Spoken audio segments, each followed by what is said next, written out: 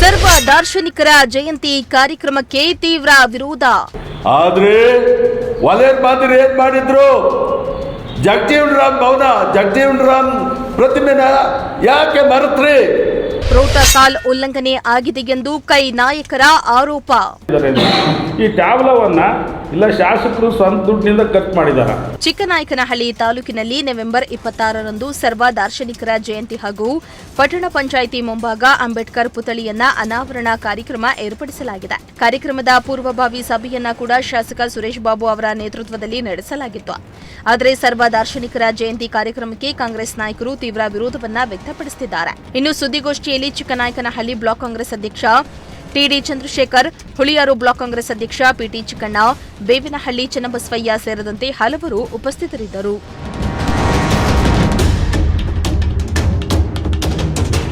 ಇನ್ನು ಚಿಕ್ಕನಾಯಕನಹಳ್ಳಿಯಲ್ಲಿ ನವೆಂಬರ್ 26ರಂದು ಆಯೋಜನೆ ಮಾಡಿರುವ ಸರ್ವ ದಾರ್ಶನಿಕರ ಕಾರ್ಯಕ್ರಮಕ್ಕೆ ಸರ್ಕಾರ ನಿಗದಿಪಡಿಸಿರುವ ಪ್ರೋಟೋಕಾಲ್ಗಳನ್ನು ಸಂಪೂರ್ಣವಾಗಿ ಉಲ್ಲಂಘನೆ ಮಾಡಲಾಗಿದೆ ಎಂದು ಕಾಂಗ್ರೆಸ್ ನಾಯಕರು ಸುದ್ದಿಗೋಷ್ಠಿಯನ್ನ ನಡೆಸಿ ಗಂಭೀರ ಆರೋಪ ಮಾಡಿದ್ರು. ನಮ್ಮ ತಾಲೂಕಿನಲ್ಲಿ ಈ ಕಾರ್ಯಕ್ರಮ ಅವಶ್ಯಕತೆ ಇರಲಿಲ್ಲ. ಈ ಕಾರ್ಯಕ್ರಮಕ್ಕೆ ಖರ್ಚಾಗುವ ಹಣ ಯಾವುದು, ಎಲ್ಲಿಂದ ಬಂತು, ಇದರ ಬಗ್ಗೆ ಮಾಹಿತಿ ನೀಡಬೇಕು ಹಾಗೂ ಅಧಿಕಾರಿಗಳನ್ನ ಅವರ ಪಾಡಿಗೆ ಅವರನ್ನ ಕೆಲಸ ಮಾಡಲು ಬಿಡದೆ ಕಾರ್ಯಕ್ರಮಕ್ಕೆ ಉಪಯೋಗಿಸಿಕೊಳ್ತಾ ಇರುವುದು ಎಷ್ಟು ಸರಿ? ಇದಕ್ಕೆ ಶಾಸಕರು ಉತ್ತರ ನೀಡಬೇಕೆಂದು ಕಾಂಗ್ರೆಸ್ ನಾಯಕರು ಆಗ್ರಹಿಸಿದ್ದಾರೆ.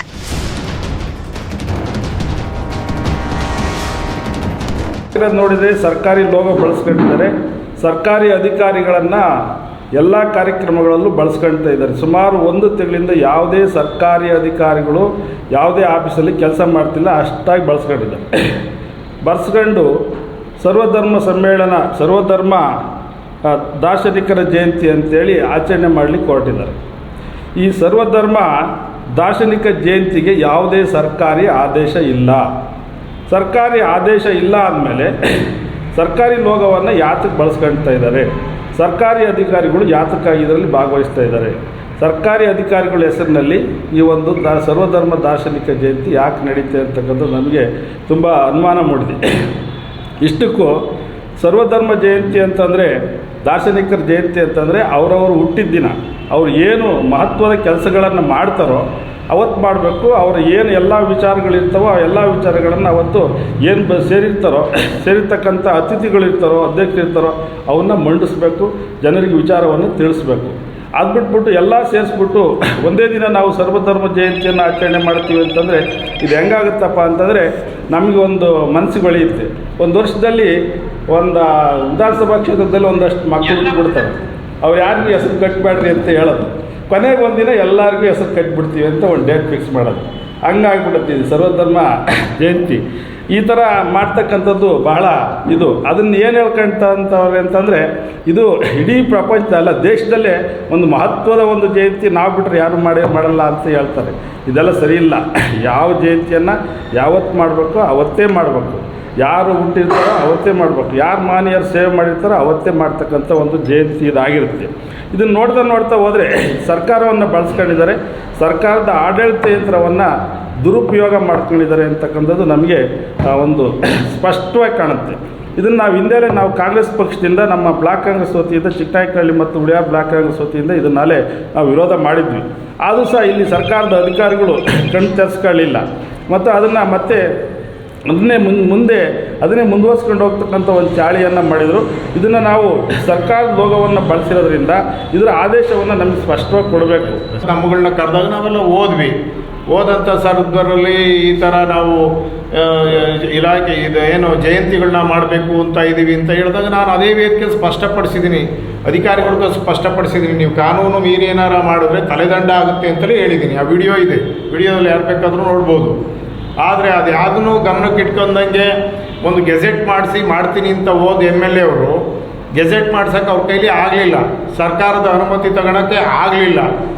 ಆ ಸಂದರ್ಭದಲ್ಲಿ ಏನು ಮಾಡಿದ್ರು, ಸಿದ್ದರಾಮಯ್ಯನವ್ರನ್ನ ಭೇಟಿ ಮಾಡಿದಾಗ ಸಿದ್ದರಾಮಯ್ಯನವರು ಒಂದು ಮಾತನ್ನು ಹೇಳಿದ್ರು.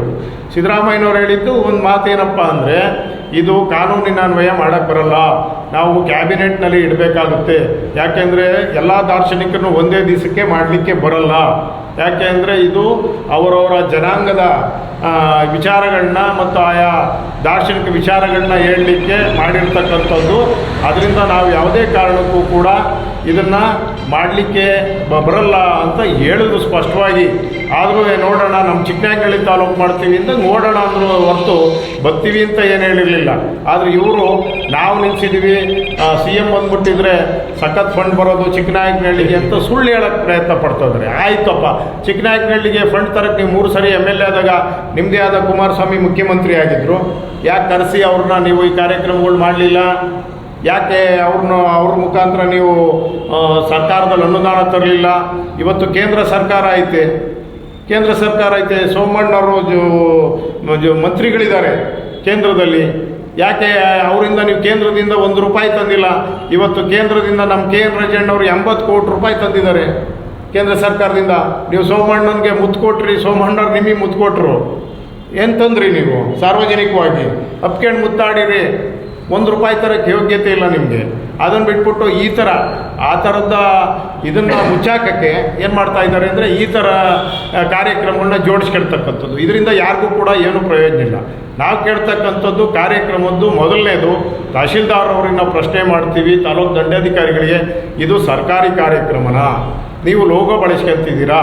ಜೊತೆಗೆ ನೀವು ಪದೇ ಪದೇ ಶಾಸಕರ ಮೌಖಿಕ ಆದೇಶದ ಮೇಲೆ ಅಂತ ಹೇಳಿ ಇದ್ದಬದ್ದ ಅಧಿಕಾರಿಗಳನ್ನೆಲ್ಲ ತಾವು ಇದ್ದದ ಜಾಗಕ್ಕೆ ಕರೆಸ್ಕೊಳ್ತಾ ಇದ್ದೀರಾ. ಅವರು ನಿಮಗೆ ಗೌರವ ಕೊಟ್ಟು ಬರ್ತಾ ಇದ್ದಾರೆ, ನಿಮಗೆ ಹೆದರಿಕೊಂಡು ಬರ್ತಾ ಇದ್ದಾರೆ.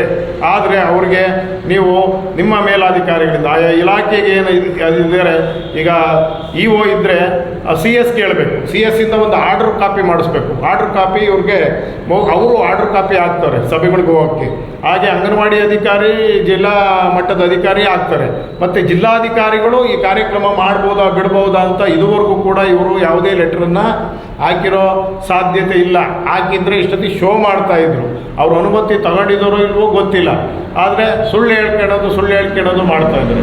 ಇದ್ರ ಜೊತೆಗೆ ನಿನ್ನೆ ಅವರು ನಾವು ಕೇಳೋದು ತಹಶೀಲ್ದಾರರಿಗೆ, ನೀವು ಲೋಗೋನ ದುರ್ಬಳಕೆ ಆಗ್ತಾಯಿದೆ, ಸರ್ಕಾರಿ ಲೋಗೋ ಜೊತೆಗೆ ಮತ್ತೇನಾಗಿದೆ, ಇವ್ರೇನು ಹೇಳ್ತಾ ಇದ್ದಾರೆ, ಸರ್ವ ದಾರ್ಶನಿಕರ ಅಲ್ವಾ, ಸರ್ವ ದಾರ್ಶನಿಕರ ಜಯಂತಿ. ಸರ್ವ ದಾರ್ಶನಿಕರದ್ದು ಒಂದೇ ಒಂದು ಫೋಟೋ ಇದೆಯಾ? ಅಂಬೇಡ್ಕರ್ ಅವ್ರದ್ದು, ಗಾಂಧಿದ ಫೋಟೋ ಬಿಟ್ಟರೆ ಯಾವುದೇ ಇವರು ಬುದ್ಧ, ಬಸವಣ್ಣ, ಕನಕದಾಸ, ಸಂಗೊಳ್ಳಿ ರಾಯಣ್ಣ ಮತ್ತು ಇತರ ಎಲ್ಲ ಜನಾಂಗದ ದಾರ್ಶನಿಕರ ಜಯಂತಿ ಅಂತಾರೆ. ಆದರೆ ಇವ್ರ ಫೋಟೋನ ದೊಡ್ಡದಾಗಿ ಹಾಕೊಂಡಿದ್ದಾರೆ. ಇದುವರೆಗೂ ಕೂಡ ಪಾಂಪ್ಲೆಟ್ಸಲ್ಲಿ ಯಾವುದೇ ದಾರ್ಶನಿಕರ ಫೋಟೋ ಹಾಕಿಲ್ಲ. ಇವರಿಗೆ ದಾರ್ಶನಿಕರುಗಳು ಬೇಕಾಗಿಲ್ಲ, ಇವ್ರಿಗೆ ಸ್ವಾಮಿಗಳು ಬೇಕು. ಸ್ವಾಮಿಗಳನ್ನ ಯಾಕೆ ಹಾಕೊಂಡಿದ್ದಾರೆ ಅಂದರೆ, ಇವ್ರಿಗೆಲ್ಲಿ ಈ ಗ್ರಾಮ ಪಂಚಾಯತಿ, ತಾಲೂಕು ಪಂಚಾಯತ್, ಜಿಲ್ಲಾ ಪಂಚಾಯತ್, ಮುನ್ಸಿಪಾಲ್ಟಿ ಚುನಾವಣೆ ಬರ್ತಾಯಿದೆ. ಬೇರೆ ಜನಾಂಗದವರು ನನ್ನನ್ನು ವಿರೋಧಿಸ್ತಾರೆ. ಆ ಕಾರಣಕ್ಕೆ ಸ್ವಾಮಿಗಳನ್ನ ಓಲೈಸೋಕ್ಕೋಸ್ಕರ ಸ್ವಾಮಿಗಳು ಫೋಟೋ ಹಾಕೊಂಡಿದ್ದಾರೆ. ಬಿಟ್ಟರೆ ದಾರ್ಶನಿಕರ ಫೋಟೋ ಒಂದೂ ಇಲ್ಲ. ಯಾವಾಗ ದಾರ್ಶನಿಕರ ಜಯಂತಿ ಫೇಲ್ ಆಯಿತು ಅಂತ ಗೊತ್ತಾತೋ, ಇದಕ್ಕಿದ್ದಂಗೆ ಏನು ಮಾಡ್ಬಿಟ್ರು, ಅಂಬೇಡ್ಕರ್ ಗಾಂಧಿ ಇಡ್ತಾರೆ. ಅಲ್ಲಿವರೆಗೂ ಕೂಡ ಯಾವುದೇ ಸಭೆಯಲ್ಲಿ ಅಂಬೇಡ್ಕರ್ ಸ್ಟ್ಯಾಚ್ಯೂ ಬಗ್ಗೆ ಆಗಲಿ, ಗಾಂಧಿ ಸ್ಟ್ಯಾಚ್ಯೂ ಬಗ್ಗೆ ಆಗಲಿ ಯಾವುದೂ ಕೂಡ ಪ್ರತಿಪಾದನೆ ಮಾಡಿಲ್ಲ. ಇದನ್ನು ನಾವು ಕೇಳ್ತಿದ್ದೀವಿ. ಅಕೌಂಟಬಿಲಿಟಿ ನಿಮ್ಮಲ್ಲಿ ಇವತ್ತು ಪ್ರತಿದಿನ ಸಭೆ ಕರಿತಿದ್ದೀರಾ. ಬೆಂಗಳೂರಿಗೆ 2-3 ಬಸ್ ಮಾಡಿ ಜನ ಕರ್ಕೊಂಡು ಹೋಗ್ತೀರಾ, ತುಮಕೂರಿಗೆ ಬಸ್ ಮಾಡಿ ಕರ್ಕೊಂಡು ಹೋಗ್ತೀರಾ. ಸರ್ಕಾರಿ ಕಾರ್ಯಕ್ರಮದಲ್ಲಿ ಈ ಥರ ಮಾಡಬೇಕಾದ್ರೆ ಈ ಥರ ಬಸ್ಸಲ್ಲಿಂದ ಕರ್ಕೊಂಡು ಹೋಗೋಕ್ಕೆ ನಿಮಗೆ ದುಡ್ಡು ಎಲ್ಲಿಂದ ಬರ್ತಾ ಇದೆ? ತಹಶೀಲ್ದಾರ್ರೆ, ನೀವು ಕರ್ಕೊಂಡು ಹೋಗಿದ್ರೆ ನಿಮ್ಗೆ ಎಲ್ಲಿಂದ ಬರ್ತಾ ಇದೆ? ತಕ್ಕಂಥವರು ನಮ್ಮ ಏನು ರಾಜೇಶ್ ಶೆಟ್ಟರು, ಮಾಜಿ ಶಾಸಕರಾಗಿರ್ತಕ್ಕಂಥ ರಾಜೇಶ್ ಶೆಟ್ಟರು ಫೋಟೋ ಇಲ್ಲ, ಲಿಂಗದೇವ್ರ ಫೋಟೋ ಇಲ್ಲ, ಆಮೇಲೆ ಯಳನೋಡು ರಾಮಲಿಂಗಯ್ಯನವ್ರ ಫೋಟೋ ಇಲ್ಲ, ಬಿ ಲಕ್ಕಪ್ಪರ ಫೋಟೋ ಇಲ್ಲ, ಕಿರಣ್ ಕುಮಾರ್ ಅವರ ಫೋಟೋ ಇಲ್ಲ. ಇವರು ಸನ್ಮಾನ್ಯ ಈ ಎನ್ ಬಸವಜ್ಜಿ ಅವರ ಫೋಟೋವನ್ನು ಹಾಕಿಸ್ಕೊಳ್ಳೋ ಒಂದು ಮನಸ್ಥಿತಿ ಇದ್ದಾಗ ಇವರೆಲ್ಲರನ್ನೂ ಕೂಡ ಹಾಕಿಸ್ಕೋಬೇಕು. ಎಲ್ಲರನ್ನೂ ಹಾಕಿಸ್ಕೊಂಡು ಇಲ್ಲಿ ದುಡಿದಿರ್ತಕ್ಕಂಥ ಈ ಕ್ಷೇತ್ರದ ಅಭಿವೃದ್ಧಿಗೆ ದುಡಿದಿರ್ತಕ್ಕಂಥವ್ರ ಎಲ್ಲರ ಫೋಟೋ ಹಾಕಿಸಿ ಆ ಒಂದು ಫೇಸು, ಕರಪತ್ರದ ಫೇಸನ್ನು ಸರಿ ರೀತಿ ಮಾಡಿದರೆ ಅದು ಸರ್ವ ಜನಾಂಗ ಸಮಾವೇಶ ಅಂತ ನಾವು ಒಪ್ಕೋಬೋದಾಯಿತು.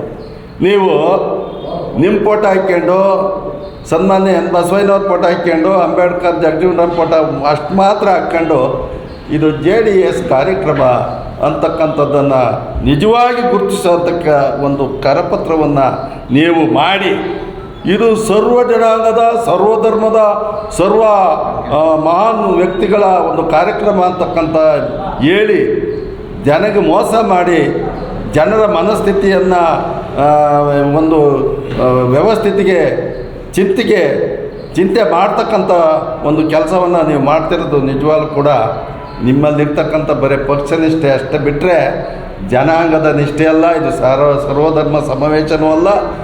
ಈ ಒಂದು ಸಮಾವೇಶವನ್ನು ಇಡೀ ನಮ್ಮ ಏನು ಪರಿಶಿಷ್ಟ ಜಾತಿ ಮತ್ತು ಪರಿಶಿಷ್ಟ ವರ್ಗ ಏನೈತೆ ನಾವು ಖಂಡಿತ ವಿರೋಧ ಮಾಡ್ತೀವಿ.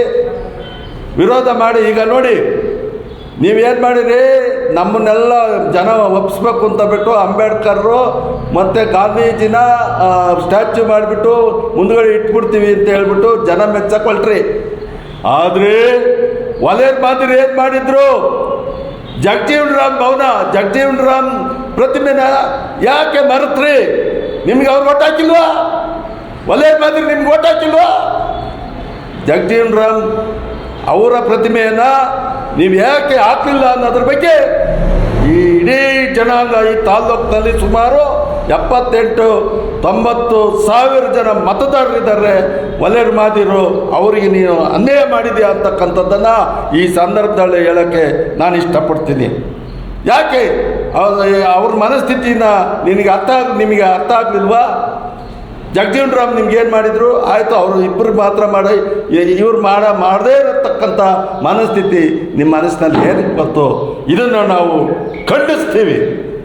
ಇನ್ನು ಕಾರ್ಯಕ್ರಮವನ್ನ ಸಾರ್ವಜನಿಕರ ಹಿತಾಸಕ್ತಿಯನ್ನ ಗಮನದಲ್ಲಿಟ್ಟುಕೊಂಡು ನಿರ್ವಹಿಸಬೇಕಾದ ಕಾರ್ಯಕ್ರಮಕ್ಕೆ ರಾಜಕೀಯ ಬಣ್ಣ ತುಂಬುವ ಕೆಲಸ ನಡೆದಿದೆ ಎಂದು ವಿಷಾದವನ್ನ ವ್ಯಕ್ತಪಡಿಸಿದ್ರು. ಇನ್ನು ಕಾರ್ಯಕ್ರಮದ ಆಹ್ವಾನ ಪತ್ರಿಕೆಯಲ್ಲಿ ಕೆಲವರ ಹೆಸರನ್ನ ಅವರ ಅನುಮತಿ ಪಡೆಯದೆ ಮುದ್ರಿಸಿರುವುದು ಕಾಂಗ್ರೆಸ್ ನಾಯಕರು ಕೆಂಡಾಮಂಡಲಕ್ಕೆ ಕಾರಣವಾಗಿದೆ. ಜೆಡಿಎಸ್ ಮುಖಂಡರ ಸಾನ್ನಿಧ್ಯದಲ್ಲಿರುವ ಕಾರ್ಯಕ್ರಮವಾಗಿದ್ದರೂ ಪಕ್ಷಾತೀತ ಎಂದು ಹೇಳಿಕೊಳ್ತಾ ಇರುವ ಆಯೋಜಕರು ತಾಲೂಕಿನ ಎಲ್ಲ ಸಮುದಾಯದ ನಾಯಕರನ್ನ ಹಾಗೂ ಕೆಆರ್ಎಸ್ ಪಕ್ಷದ ಮುಖಂಡರಾದ ಮಲ್ಲಿಕಾರ್ಜುನ್ ಭಟ್ರಹಳ್ಳಿ ಅವರ ಹೆಸರನ್ನ ಅನುಮತಿ ಇಲ್ಲದೆ ಆಹ್ವಾನ ಪತ್ರಿಕೆಯಲ್ಲಿ ಪ್ರಕಟಿಸಿದ್ದು ಕೂಡಲೇ ಹೆಸರನ್ನ ತೆಗೆದುಹಾಕುವಂತೆ ಮಲ್ಲಿಕಾರ್ಜುನ ಭಟ್ರಹಳ್ಳಿ ತಹಸೀಲ್ದಾರ್ಗೆ ಪತ್ರ ಬರೆದು ಆಗ್ರಹಿಸಿದ್ರು. ಚೇತನ್ ಜಾನಿಕಲ್, ಪ್ರಜಾಶಕ್ತಿ ಟಿವಿ, ಚಿಕ್ಕನಾಯಕನಹಳ್ಳಿ.